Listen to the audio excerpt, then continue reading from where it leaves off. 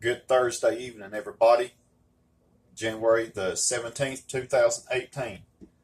I'm thinking about my grandma's cooking, and I'm going to do my best to do a little dish that she made when she was still living. She's been gone about 13 and a half years now, and I miss her so bad, but she's in a better place. And this dish brings back a lot of good memories. I'm making some cabbage, potatoes, and sausage together, and I'm going to show you uh, how I do it. All right, this is a real easy dish, and it doesn't take too long to fix. Now, the nights that I went to spend with my grandmother and my grandpa, and even when my after my grandpa passed away, she made this, but I'm fixing it a little bit different from what she did. But I'll tell you what, I've got some fond memories of that, and I've been thinking about that today, so I want to show you what I got started. First of all, I peeled some potatoes, and then you would want to cut them up like you would when you're making mashed potatoes, but we're not going to mash them. Okay, I've got some already in a pot. You would want to have a pot about this size, and I've already got some cabbage in here, and I already cut a small half of cabbage, cut a small cabbage up, and I'm going to show you what I did. There's a core right there. I cut the cabbage in half, and I'm going to remove the core. Let the grown-ups do this.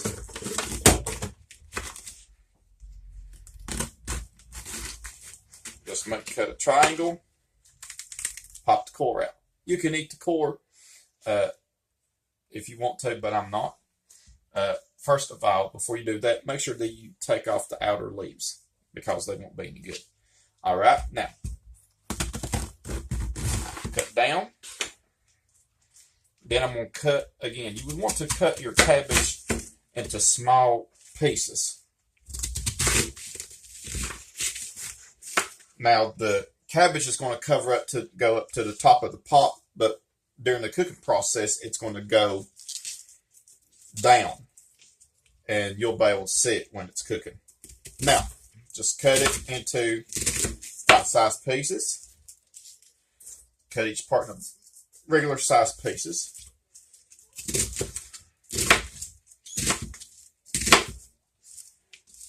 I got some hungry guinea pigs. They're hungry. They're spoiled rotten. Every time they hear me chop something like a carrot or a cucumber, they start squeaking, and that's a sign that they are hungry. So I will feed them here in just a little bit. I've showed you my guinea pigs on YouTube before. All right. So you got a small head of cabbage that I have and taken the core out, and I chopped them up. Now, don't worry if you run out of room because it's all going to cook down during the process. Now, I'm going to add some spices here in a few minutes. What I'm going to do is she put water, and she used one of those chicken bouillon cubes, but I'm not going to do that. I'm going to use just regular low sodium chicken broth. Now, you do not want to fill this pot all the way up. You would want to check it. Make sure it's probably about an inch deep or so. And you may need to add some more chicken broth as time goes on. Now, what I'm going to do is I'm going to cover it with a pot and put it on the stove for about medium-high heat.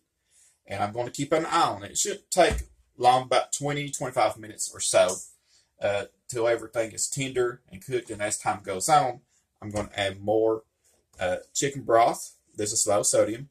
And I'm going to add these spices, and I'm going to let you know what else I'm going to add in. So I want you to stay tuned for more. Welcome back, everybody. About 10-15 minutes have passed. The potatoes are starting to get tender, but not all the way yet. You can tell the cabbage is cooking down. I still got some liquid left, the chicken broth, but if I need to, I'll add a little bit more. Now I'm going to add my spices in here. Now my grandma used to put hot pepper in hers, but I'm not too much of a spicy person. My mom ain't either, so I'm not going to do that. Now sometimes I put those one of those pepperoncini peppers in. You buy them in a jar. You'll find them in the pickle section of the grocery store. And what I do is I just cut it up in just a little bit and just let it cook in there along with the potatoes and cabbage. So, but I'm not going to do that. But I'm going to use a little bit of black pepper. So I'm going to add just a pinch of black pepper, just a little bit, probably about a quarter of a teaspoon at the best. Then I'm going to add some garlic powder. My grandma didn't add garlic powder to hers, but I find that onion powder and garlic powder flavors it up. Now you can tell that I like garlic powder, onion powder, and Italian seasoning. And you can get a lot of spices cheap at the grocery store for $1, and these will last for quite a while too. Now I'm going to add just a little bit of salt. Now the chicken broth I'm using is low sodium, but when I put the sausage in here, it's going to have salt in it, so I'm not going to use maybe probably about a teaspoon, not a whole lot. You don't want to over season it with salt. So it's starting to get dry too. So I'm going to add just a little bit more chicken broth in it. A good thing about this is you don't have to drain it, because all the water is going to, most of the liquid is going to evaporate. All right, I'm going to cover it, let it cook a little bit more. So I want you to stay tuned. Here in the next few minutes, I'm going to add the sausage. All right, welcome back, everybody. About 20 minutes have passed. The potatoes are tender. Now for the cabbage, you want them to be a little bit crisp, tender. You don't want them to go too far, because if you do, it wouldn't turn out right. Now, I took the lid off to let the liquid evaporate a little bit. You can tell the potatoes are starting to fall apart. That's what you want. We're going to add all of this smoked sausage in here. You can use Polish sausage, kielbasa, any kind of sausage of this nature. Just stir it up a little bit. Let it heat for a few minutes until the sausage heats up. So I want you to stay tuned. This looks really, really good. I've not fixed it in a while. So stay tuned. I'm going to sample it for you. All right, everybody. Supper is ready.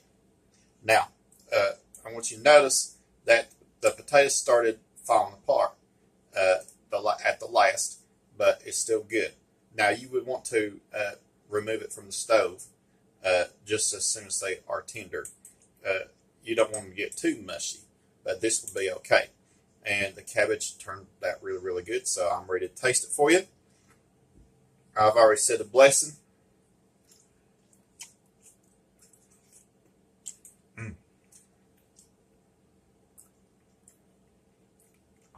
Good. Not too hot, not too spicy. Now, if you want to put hot pepper in yours, you go right ahead. If you want to put some crushed red pepper in yours, you go right ahead. Totally up to you. But this is good the way it is. So I want you to stay tuned for more videos. Comments are welcome. Keep subscribing. Have a blessed Thursday evening.